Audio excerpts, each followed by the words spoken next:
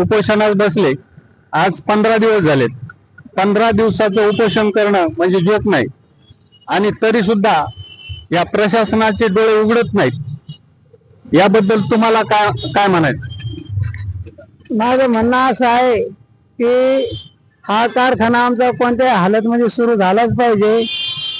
आणि हा समृद्धी महामार्ग दुष्ट हेतूना किंवा पैशाच्या लालसेपोटी मुद्दामून या कारखान्यातून घालवला आणि तो कारखान्याचे 2 तुकडे करावा म्हणजे कारखाना भविष्यात कधीच चालू होणार नाही.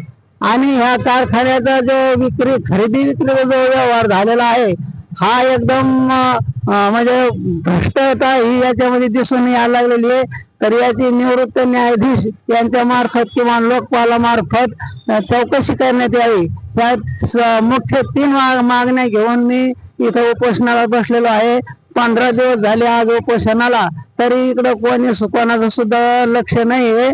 परंतु मी या सर्वांना एकदम असं सांगू शकतो की माझी अंत्ययात्रा जरी इथून निघाली तरी पण मी ह्या उपोषणापासून परावृत्त होणार नाही. आणि माझ्या पाठीमागे हा संपूर्ण शेतकरी वर्ग ठामपणे उभा आहे.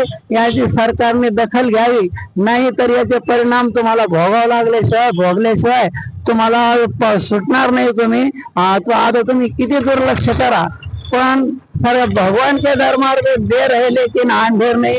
आणि माझी तळतळीची आणि नम्रतेची विनंती आहे की आपण लवकरात लवकर माझ्या उपोषणाची दखल घेऊ आणि हा उपोषणाचा मार्गी लाव. एवढं बोलतो आणि थांबतो.